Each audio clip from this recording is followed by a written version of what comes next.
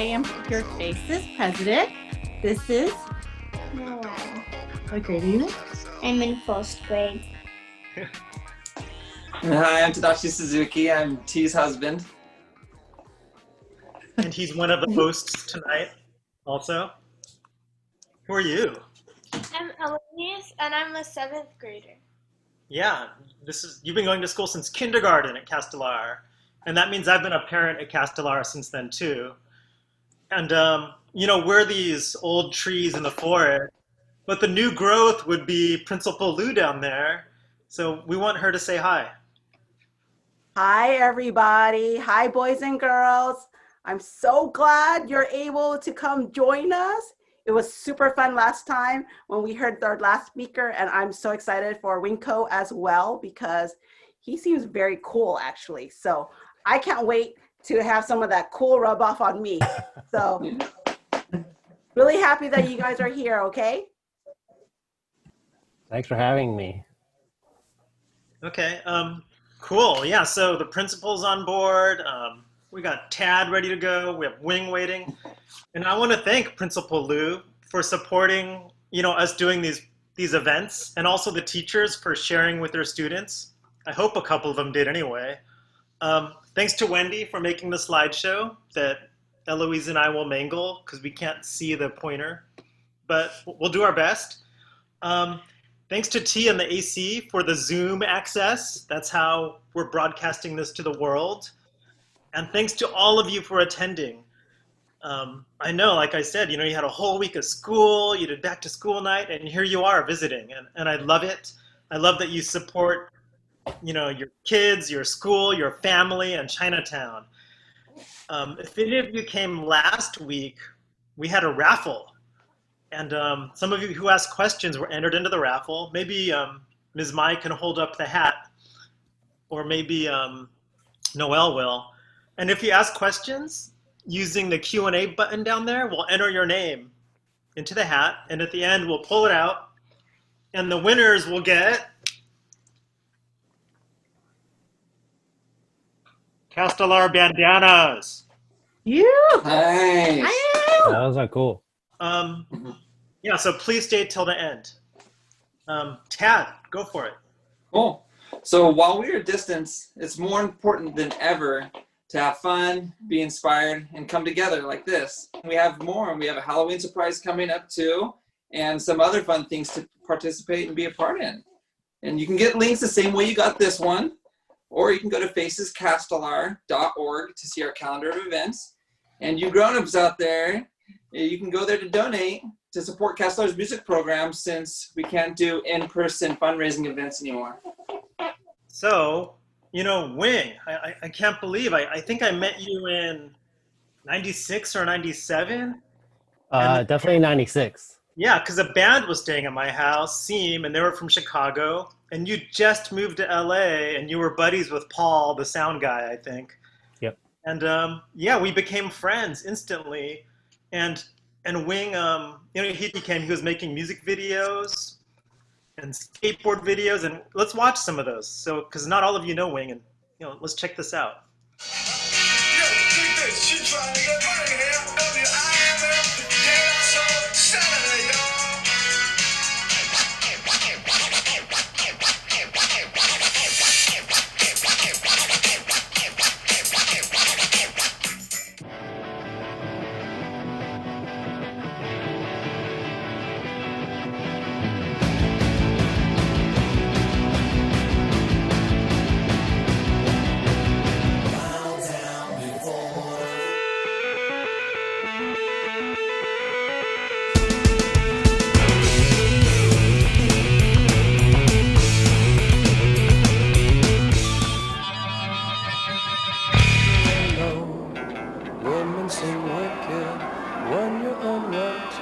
Streets are uneven when you're down, when you're strained.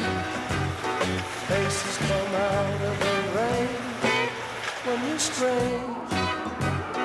No one remembers your name.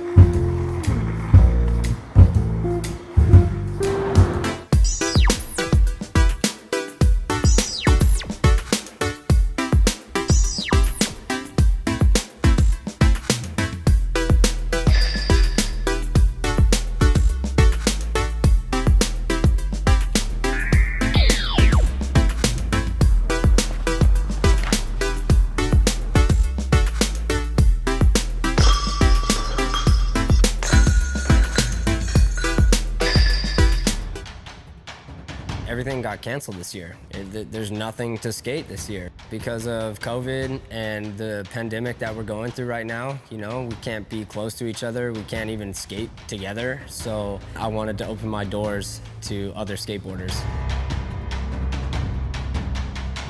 So the idea behind it was to get some of the best dudes in the world, bring them into this skate park. There's no crowd, there's no fans, there's no other skateboarders. You have an hour in here with a couple camera guys and you're skating by yourself. In that hour, you have to come up with the best 45-second to a minute-long line that you can. The thing that's insane about this contest is that you don't know who the other skaters are that are competing. You don't know what lines they did. You can't bank off anyone. You can't see the high score and try to beat it. We got a really unique, diverse group of skateboarders. They can skate everything. They can skate the technical, they can rip transition, they stay on their board, they're fluent, and they skate fast. Nice. Yeah. So Wing and I, we bonded over music and skateboarding, even though I was lousy at it. Hong Kong Chinese food. And we stayed friends like this whole time. And he actually even contributed to the magazine that I helped make. And that was really cool too. Both his writing and his photography were amazing. And Tad, maybe you can talk about how you met Wing. Yeah, so actually, T used to cut Wing's hair, and so that's how we met. And it really all started, we bonded over food. We loved eating the same food, and we'd always kind of push ourselves to find the newest or not necessarily new, but maybe a new spot to us that we've never eaten at, so that we could go and enjoy this food. And over bonding and eating at all these spots, we really kind of grew together through that and found our other interests, which is skateboarding. And, you know, then we started skating together. It was cool. We'd go to South Pasadena Park and we'd skate around. And then fortunately enough, I have a few tricks under my belt, you know, and skateboarding. And so Wing was open to filming me. And so then we started filming together, and he started filming tricks. And that's kind of like when I started filming for The Working Man. And I asked Wing if he would be one of the guys to help film and make this project, and he was down. And actually during that same time as well, he was wrapping up this documentary called the Brotherhood Chicago. And so we both finished these films around the same time, and then which then led to the film festivals that we all got to travel on, all of us. I mean, Martin's, Wendy, Eloise. I mean, Eloise, how old were you? Like 4 years old when we were going to Chicago and Hawaii, was that 4 or 5? Yeah, I can't believe we went to the Honolulu Film Festivals, Chicago Asian American International Film Festival, the San Diego one. Yeah, we had a really great summer and fall. I just traveling around, you know, showing skateboard videos. And Eloise, like hanging out with, you know, down there's a Ray Barbie and Kian Lu, and I remember Willie Santos showed up to the San Diego one, and that whole Chicago in that top right picture.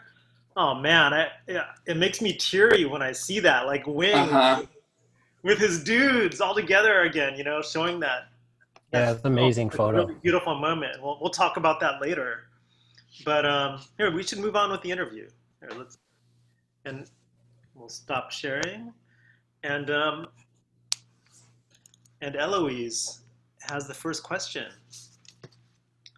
What attracted you to filmmaking, and when did you know that that's what you wanted to do? Well, filmmaking was kind of like, it's a long story, but basically I was a late bloomer. Like I went to, you know, like grammar school, high school. I kind of, you know, was just kind of like your average student. I didn't really like do a whole lot. I was just kind of, my parents were, you know, immigrants. And so they were just always working. And then, so I had to kind of figure out what I wanted to do. And then, I don't know, I just, you know, they're always like, be a doctor, do this and that, you know? And so I think when I went to university, I went to school for like 3 years, University of Illinois, Chicago. That's where I grew up. And I was studying to try to become like an optometrist, and the whole time it just wasn't I wasn't feeling it, and so uh, I went away to school at the University of British Columbia, and then that's when I went away, that's when I kind of like had this like really like strong kind of like growth where I was just by myself. I just kind of learning like who I was, and then that's when I just kind of I don't know. It wasn't like, it wasn't like, oh, I want to become a filmmaker. I was just like, oh, I'm going to go to film school now. I did a 180. And then when I went to film school in Chicago, Columbia College, that's where I just totally all the classes that I took were like super great. And I just kind of like took advantage of everything at that school. And that's when I just kind of like, just took it, this bloomed with this all sorts of, films and just taking over edit bays and doing a bunch of stuff. Anyway, that's what happened. That's awesome. Can you tell us about going to film school? Were your parents supportive? I would not say they were. I think they were just kind of questioning what I was doing. But I was kind of strong-willed at that point where nothing else was kind of like clicking for me. So they just kind of went with it, as long as I was going to school, I guess. So it took me like 5.5 years to finish university. So I was like the super senior. But So making movies then, like you couldn't just pick up a smartphone. Can you tell us about the gear you used and like how you edited and that sort of thing? Because it's so easy now. I don't think people know like how much. oh yeah, well, it's kind of nice to like, I started in like '89, so it's kind of nice to jump in right there because at school we were still using 16 millimeter cameras. So I started with a Bolex 16 millimeter, and I even know that USC in their film school, they didn't even start touching a camera until like their, I don't know, junior year or something like that. So like right off the bat, I had a camera in my hand, and that's what I started on with 16 millimeter, and then 3/4 inch, like video cameras, and then I think 8 millimeter came up. Like that was a thing. Yeah, Video. all the stuff you're talking about, it's really expensive to use it because the film and the editing, it's not like it's just digital and you have shoot as much as you want, right? Yeah, it's completely different now. It's a lot more accessible for everyone. But I feel like the foundation is still the same. You still gotta try to tell a story, or it has to look good and feel good. But Nice. And then, hey, real quick, just from skater to skater, what was the first trick you landed? And can you remember like how old you were? Well, I was also kind of a late bloomer with skateboarding too, because I kind of started like when I was like 19. So Oh yeah, that is 18. So it was a kickflip. I totally remember that. Oh, nice. Yeah, it was. Right on. But I never really got good at like all the flip tricks. So that's why I ended up filming, because I was filming all my friends who were way better than I was. So Yeah. I just became the default. But you still got to be pretty good to follow them on a line and not eat it, and drop your camera or. Yeah. Yeah. There were definitely, drop cameras. Because for kids out there who watch skateboard videos and like, the frame magically follows the skater, like the person holding the camera is on a skateboard too. And, you have to know where to go and anticipate and not eat it, most importantly, right? Yeah, well, when you skate, you kind of have that instinctual kind of idea of where they're going to go, because you know what they're going to do. You may sometimes, even suggest tricks, if they're, to do that may look better. So yeah, you're always kind of like you're working in tandem with the skateboarder. It's never totally spontaneous. So yeah, that's cool. And then what is your favorite food to eat in Chinatown? And can you, if you could think about how many Chinatowns you've been to around the world since you have traveled quite a bit? Ooh, Chinatown. Yeah.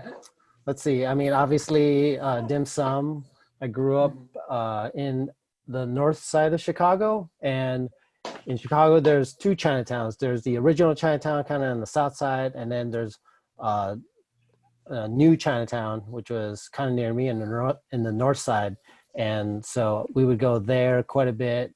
And I would say, dim sum is my favorite, and probably, like jok kanji and, Nice. your standard dim sum dishes would probably be, some of my favorite. I remember we went to eat in Chinatown during one of the film festivals, and then Tim Hughes said, "Hey, go to the bathroom and let me know if you see anything." And it was like this haunted restaurant. You know about that? No? I don't know about that one. Yeah, there was a haunted restaurant in Chinatown he sent us to. Yeah. Yeah, knowing more about being a kid and growing up. And What were you like as a student? Wait, which phase of my of student? first Like, as a kid, and then later on. I feel like as a kid I was kind of average. I never really like I just I don't know. I don't think I really stood out. I just kind of was the average kid, but especially when I went to film school, that's when I just kind of went crazy and just kind of like I was like 24/7 into like film, and as a TA, I was I just kind of like did a ton of stuff. But like up to that point, I don't know, just kind of not like just it's just my parents were just like study hard, work hard, but like never like like not like guiding me, but just like it's like your cousin Timmy can do it, why can't you, that kind of thing. But There's a question from a student about your being a student, actually. oh So Sydney Wong asks, what is your favorite subject? my favorite subject, I've always liked history because it's kind of like based in facts. So like whether it was like US history or I remember taking history in Chicago, that was my favorite. And then also like film studies, like kind of history of cinema is always something I always liked. So you said you were like, your brain kind of caught on fire when you went to Columbia and got to hold cameras. So most people, when they think of being a filmmaker, or if they want to be one, they're like, oh, I'm going to be Spielberg or Wong Kar-wai or something. But somehow you wound up like making skateboard videos and music videos. Like, was that your intention? Or I think I was really sparked by the Paul Peralta videos. I don't know if you remember those, the Bones Brigade skateboard videos. They came out between 84 and 87. And they had skateboarding, which I was just getting into.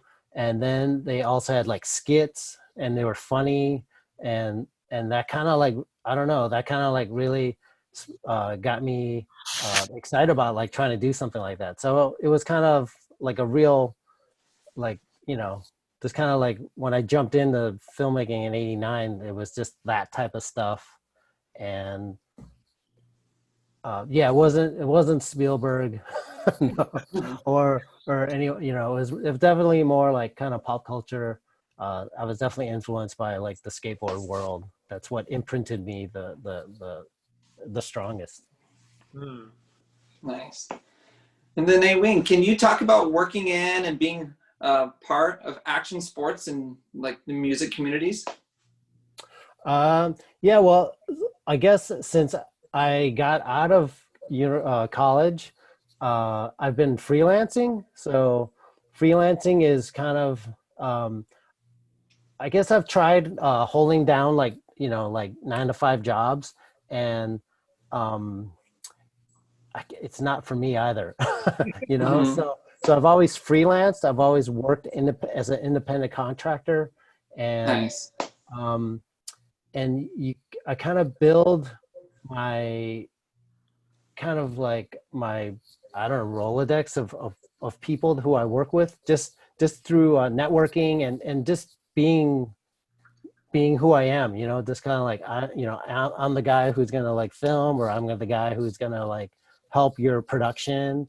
And so, it's a community, and filmmaking is, it's a process, of just people working together a lot. And so, and that's kind of how I kind of evolved, even to this day. Maybe, where are we, like 30 years later, I'm still relying on some of my friends who I've known for like decades, Mhm. still help each other out. Like they'll call me to like, hey, you want to help out in this? I'm like, yeah, sure. That's And so cool. yeah, so it's, and I feel like I like that type of freedom, to work. Absolutely. Yeah, so it's like, a lot of you students, right? You get to work on projects as teams, and sometimes it's really awesome where like you inspire each other and push each other and you fill in each other's gaps. Other times it sucks. I mean, it's not good. Because someone's lazy or somebody, doesn't try or doesn't care. And I feel like, if you have a good attitude and work hard, like people will gravitate towards you. And it's one thing at school, like to not try that hard, and people are going to get stuck with you either way. But out there in the real world, you kind of have to try your best and take pride in your work. And that's when your friends keep coming back and you build these relationships and work together for a long time. Like Wing, like when it was probably what, 96, you said. And I know like you and Matthews and Pritchard and all these people that you worked with together, you're still friends and do stuff with them now and then. And I think it's awesome, like working with friends, like what's better on stuff you love, right? Yeah, and I think it's key to kind of do something that you really love. I don't know, for me at least, and that's what kind of makes it a lot easier to get through the day. And when you enjoy what you're doing, you'll it doesn't feel like work. It just Mhm. feels very like it's like living, it's life. So, Uh-huh. and You're living. and I feel lucky, like early on, right out of like college, I was able to work with a music video production company. And like it was really exciting to like work on all these different music videos at that time. And I was working with like, I was listening to like, like Public Enemy, and then the next year we're working with Public Enemy. And so it was really amazing. And so, from that, it's always um, been fun to just like working. For me, it was like working in film was really fun, just Wait, which because I was Public able. Enemy video was that? I'm curious now. We did the one with Anthrax, Bring the Oh Noise, yeah, I and saw them then when they toured together. That was so fun. yeah, that was filmed in Chicago. And another one that didn't do as well was Night Train, but that was kind of fun. We filmed that in New York. That was kind of cool. So Nice. I've been able to travel a lot too with working in film. Like, we first time I was able to go to New York, and then first time I was able to go to like London for job. So it's been fun to travel for Yes. work. Speaking of traveling, what kind of like is the location that stands out the most to you in the sense of like kind of being the coolest, or maybe you had the most fun traveling to and filming, and why?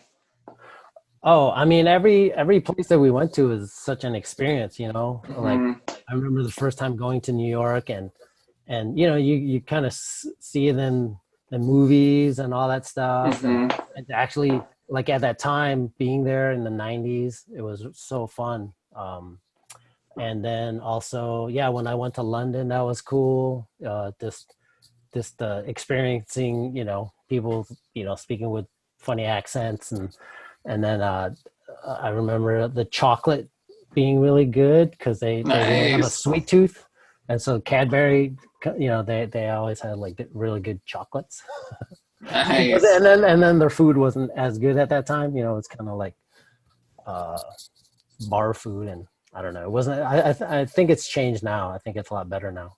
I remember And you were then, going to Bali a lot for a oh while. yeah, I and then I always went. regret not visiting you. Yeah, I worked with a professor from UCLA for like 14 years, and so that was like a huge chunk of my world going to Indonesia. So I was there. I was going to Indonesia and Bali for over a decade. So that was really fun. Good time too. Eloise, do you want to ask about something less savory? Have you ever gotten hurt while filming skateboarding?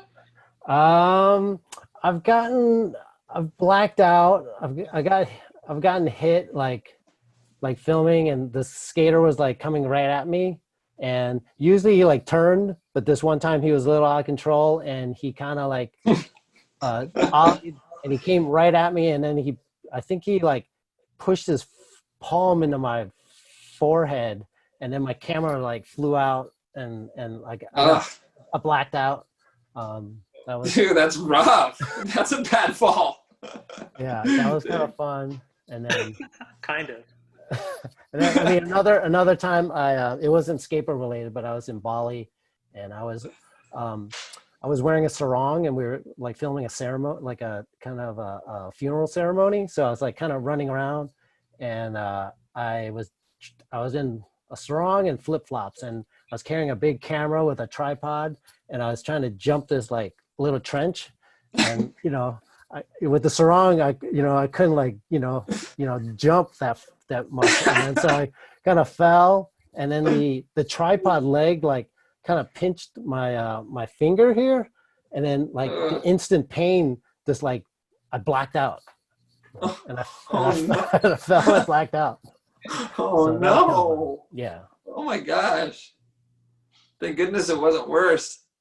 I mean, it was everything. Camera was fine. Yeah. It took me. I was just bleeding a little bit, but I was fine. Yeah. Like you were filming people sleepwalking and stuff, so maybe you could have been a subject. Maybe, yeah. Transpossession.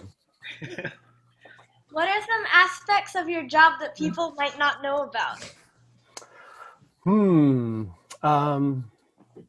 I don't know. I mean, what wouldn't they know? I mean, I'm sure, just kind of like anything in like filmmaking and Hollywood or whatever, like, it's they think it's glamorous or whatever, but it's sometimes when you work on like films, they're like long hours. They're like maybe 12-hour days, and you could go for like weeks depending on what it is. You could work for like 12-hour days for like a week, 2 weeks, 3 weeks, depends on what it is. So sometimes it's grueling, and I don't know. That's all I can think of. Also, like, the freelancing, it's cool because you get to pick and choose your projects. At the same time, you have to do with billing, and then like all the jobs come at once, then you're waiting, wondering if you'll get another job. So there's those aspects too, right? Yeah. I mean, there's definitely like when you freelance, there's definitely a feast or famine type of mentality. So sometimes you're working all the time, and then sometimes when it's slow, you're not working at all. So it's kind of scary, and that I feel like that's why like during this pandemic, like it's like for me, that's kind of like the state that I'm in usually. Kind of like kind of freaking out, kind of like okay, just relax, something will happen, and then but then there's always this freak out. So but Yeah. but overall, you just kind of you just trust in yourself, and make phone calls, and just keep in touch with people, and and that'll What I want to convey to students out there is just because you don't have a 9 to 5 doesn't mean you get to slack off all the time, and just, it doesn't mean you're totally absolved of responsibility. It just means it's up to you to make the jobs happen and to follow up and to stay in touch and that sort of thing, Yeah, there's never a time where you're not, where you're just kind of like not doing anything. I'm always trying to, tighten up my reel, or I also kind of like do stuff on the side. I'll design stuff in Illustrator, or, I'm always like, you have to be productive because, it's not, you're not going to get jobs if you're just kind of like not doing anything. But And technology makes a lot of things easier than ever. But how do you keep up? I'm not gonna chase technology, and I feel like you kind of like with cameras. I definitely have like like a trail of different cameras over the few years. Because Mm-hmm. I still have my film camera, and then the high eight came. I had the high eight, and then uh, sold a couple cameras in between. And currently, I have like a 4K camera, and you just kind of like jump in when you can, and just use use the camera to as a tool to kind of do what you have to do. So I'm not trying to like you know like I'm not gonna get the Reds 8K or whatever. Like Uh-huh. I'm not. Yeah. It's just like as long as I have a tool, you just kind of like use what you have. I don't think that you need the latest and greatest technology to make stuff. I know a lot of people are making stuff with just your iPhone. There's like Mm-hmm.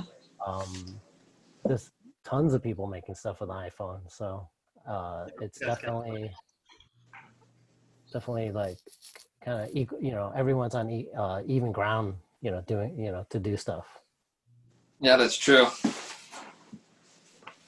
So, so my classmate Avalani asks, these days to watch movies, people don't need to go to the cinemas or movie theaters anymore. People do a lot of streaming. Does that affect the movie making industry in general?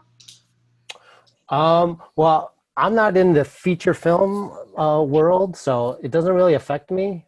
Um, but I do think that the big studios, they have to like just kind of like everybody, they have to like pivot and try to figure out what else to do. Kind of like I guess like Mulan right now. They kind of switched uh, to online Disney and charging $30. Um, so yeah, I think it does change things up. It shakes things up, but I think you really have to kind of everyone's kind of like having to like figure things out, and nothing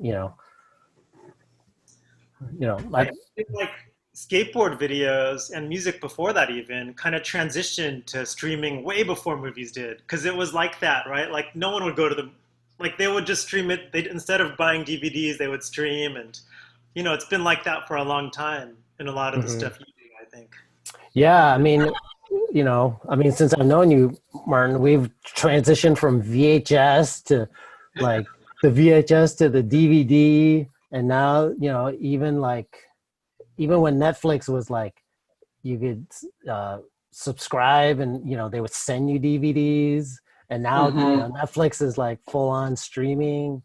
So it's definitely evolving, and so you have to kind of like roll with it and try to figure out what's next.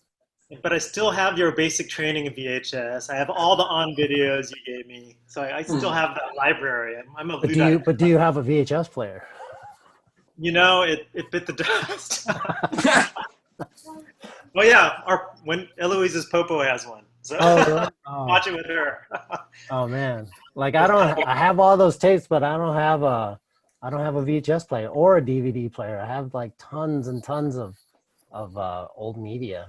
oh, but here's a question that kind of spins off what Abilene was saying, I guess. Do you still enjoy watching movies and videos, or are you always thinking about it from a filmmaker's point of view? Like, can you just watch a movie for fun? Oh yeah, for sure. Like I really enjoy films, and now Netflix series and um all that stuff. I've been kind of like watching a lot of YouTube stuff recently, just because I can consume it quicker. But I still enjoy it. I guess if I watch something, I'm like kind of super critical, like, which drives ye crazy. But I don't know. I still enjoy watching stuff. and get it, you know, I have to get inspired somehow too. Nice. And then a few years ago, you made the Brotherhood Chicago, a documentary, and we'll be able to play a trailer right now of it.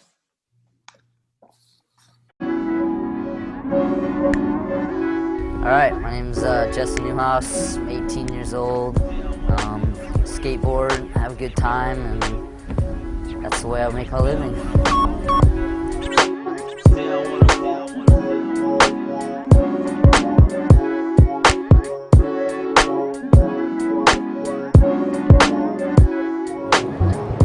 Man, this is great. It's the best day I've had in a long time. You know, people ask me to sign boxes and stuff. That's insane, dude. I mean, I'm just a dude who played the role of another dude who was a good skating dude. You know?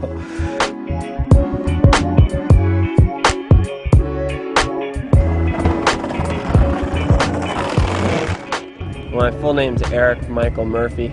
See, what I like to do is I like to go out and just progress every day and be the best skater that I can be. My goal is to be a professional skateboarder. I don't know, I think I'm professional, but I'm amateur ranked. When you know the story behind the story, you know, it's not so awesome. That's what happened.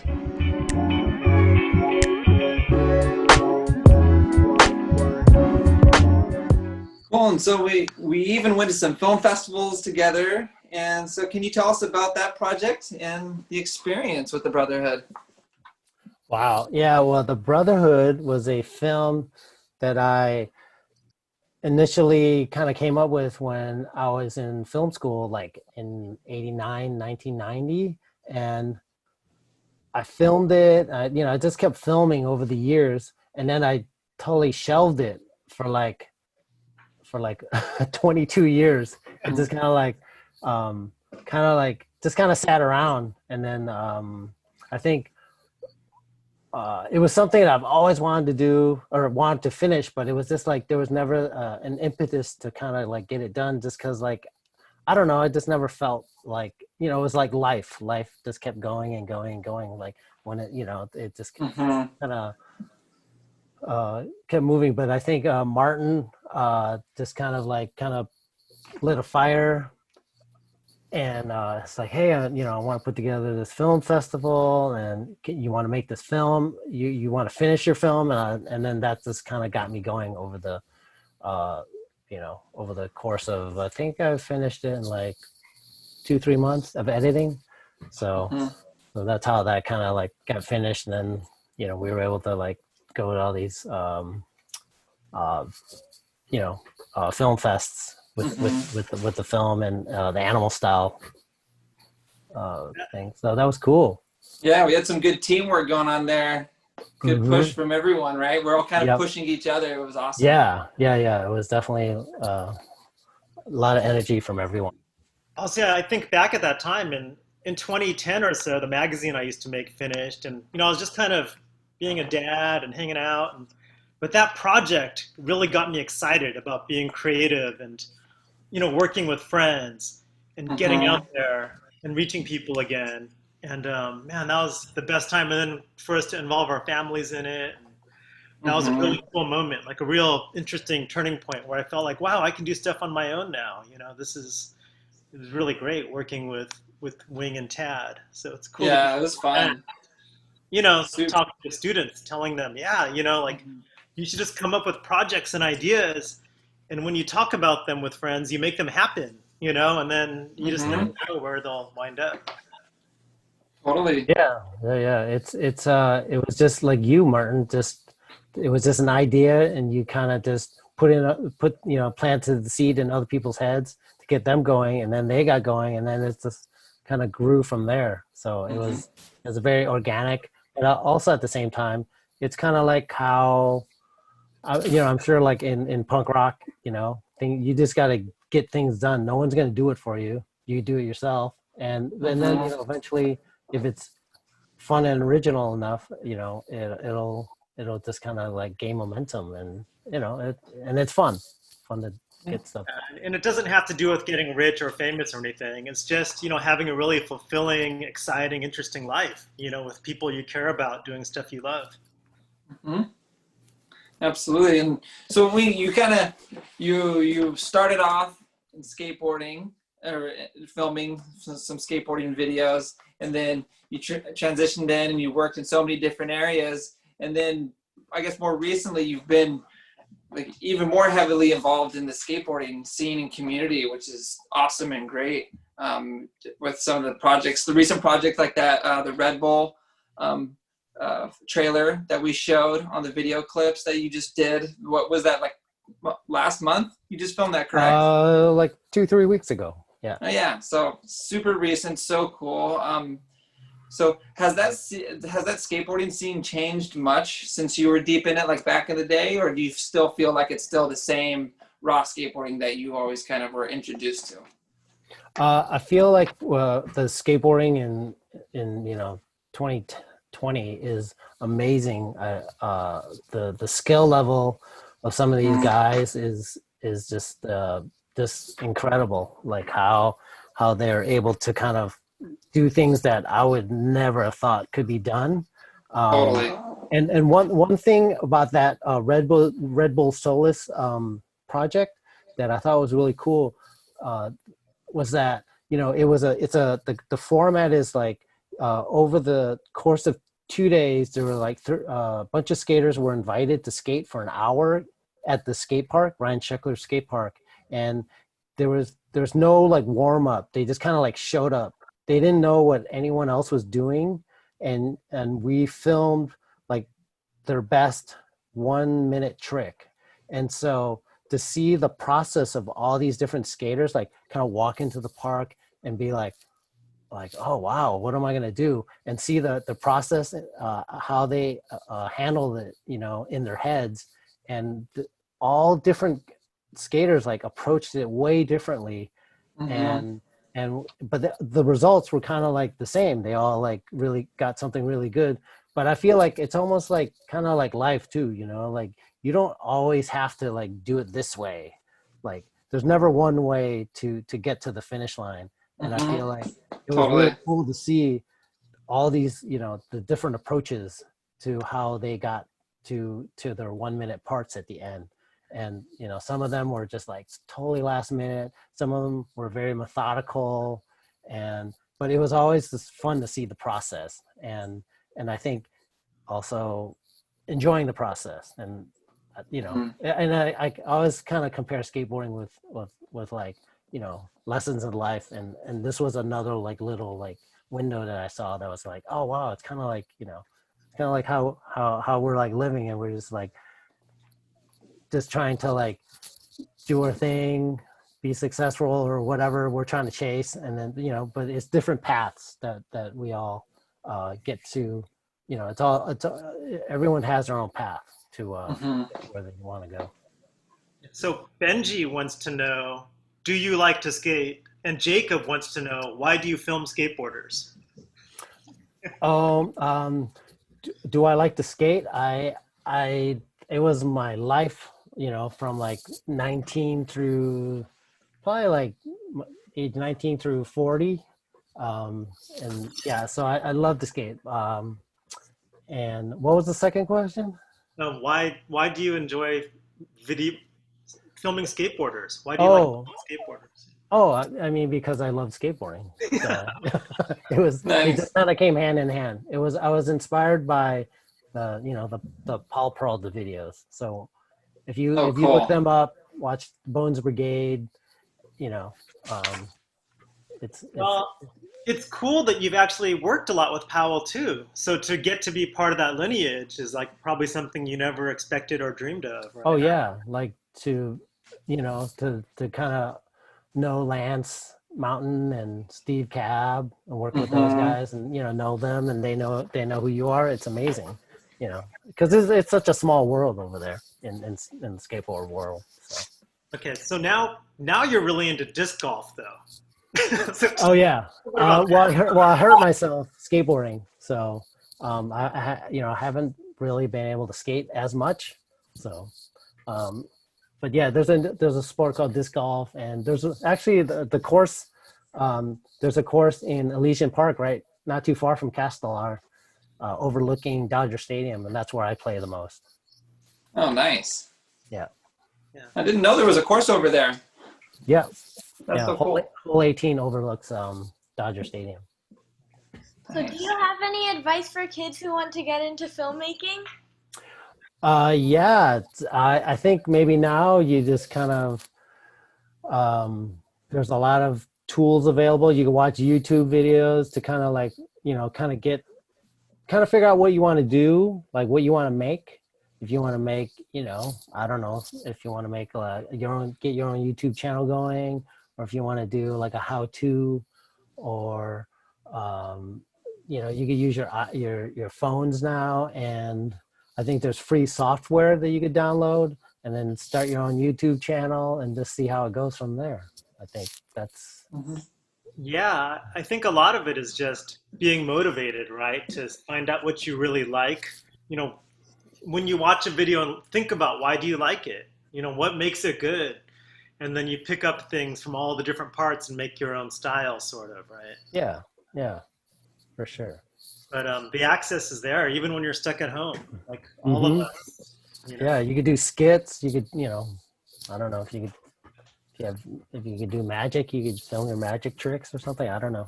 All sorts of stuff. If we have a film festival at the end of the pandemic, we'll have you be a judge, okay, Wing? Ooh, okay. Do that. Nice. Okay, let's do the drawing, because it's almost 6:30 and people are hungry. It's been a long week. Yeah, so Ms. Mai and Noelle's there. And Noelle is going to pick it. Shake, shake, shake. So if your name gets called, raise your hand, and we'll find out your information, like who your teacher is and what grade you're in. Thanks, Wing. We give such good advice. Thank you. Oh, thanks. Did you enjoy the talk, Principal Lou?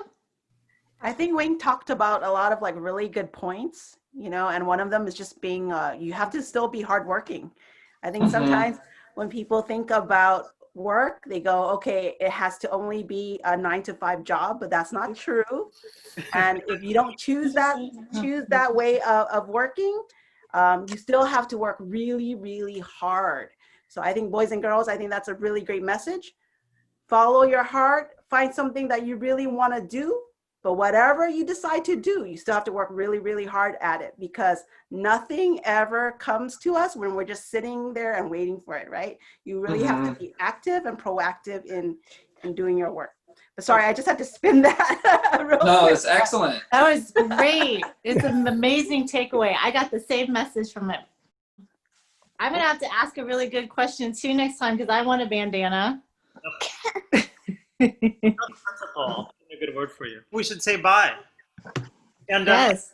But bye. We don't have any more talks scheduled yet, but Halloween is coming up. Woo! Halloween! We can't have a parade. We can't trick or treat, but we can try to do something online. So yes, about costumes. Thank you, everyone, for coming, for sticking around. Thank you, Tashina. Yeah. And Thanks so please donate to support guys. Castelar's music program if you can. And we'll see you at our next event. And have a great weekend, everybody. We heart Castelar. Thanks for having me, guys. Bye. Well, thank you, Wing. Thank you so much. Thank you. The light comes streaming in through my window. Green leaves all dancing